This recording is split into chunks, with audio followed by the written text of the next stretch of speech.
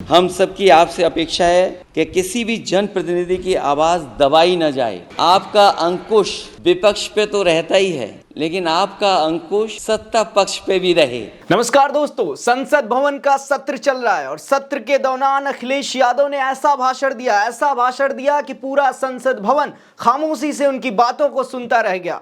अखिलेश यादव ने स्पीकर ओम बिरला को उनकी जिम्मेदारियों को बहुत अच्छे से याद दिलाया।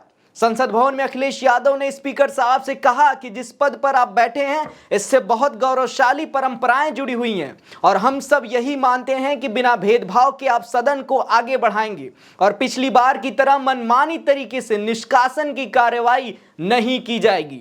तो पहले हम आपको बिना देरी किए अखिलेश यादव की पूरी बातों को सुनवा देते हैं, सुनिए।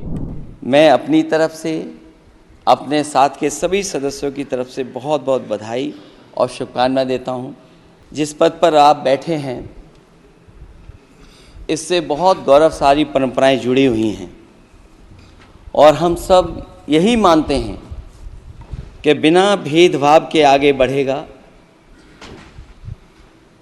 और लोकसभा के अध्यक्ष के रूप में आप हर सांसद और हर दल को बराबरी का मौका और सम्मान देंगे।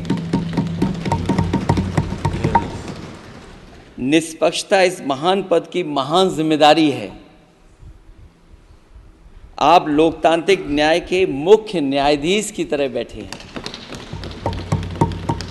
हम सबकी आपसे अपेक्षा है कि किसी भी जनप्रतिनिधि की आवाज़ दबाई न जाए और ना ही निष्कासन जैसी कार्रवाई दोबारा सदन की गरिमा को ठेस पहुंचाएं।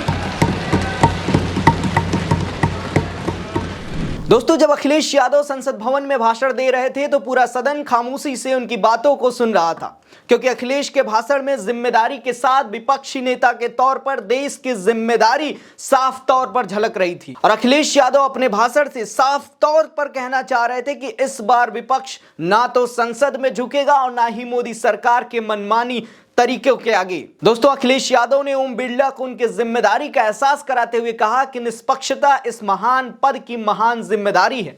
आप लोकतांत्रिक न्याय के मुख्य न्यायाधीश की तरह बैठे हैं।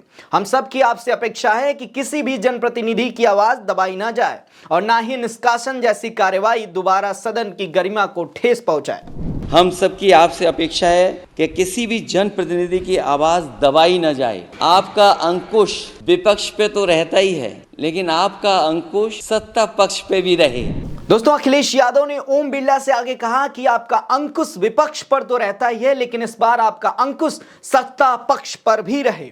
आपके इशारे पर सदन चले, इसका उल्टा ना हो। हम आपके हर न्यायसंगत फैसले के साथ खड़े हैं। साथ ही अखिलेश यादव ने निशाना साधते हुए स्पीकर ओम बिरला से आगे कहा कि मुझे लगा कि सदन में स्पीकर की कुर्सी ऊंची होगी। मैं किससे कहूं कि सदन की कुर्सी और ऊंची हो जाए। जहां ये नया सदन है वहीं मैं आपकी पीठ के पीछे देख रहा हूं, पत्थर तो सही लगे हैं लेकिन कुछ दरार में कुछ सीमेंट अब भी लगा दिखाई दे रहा है। अध्यक्ष महोदय, मुझे उम्मीद है कि आप जितना सत्ता पक्ष को सम्मान देंगे उतना ही विपक्ष का सम्मान करके हमें भी अपनी बात रखने का मौका देंगे।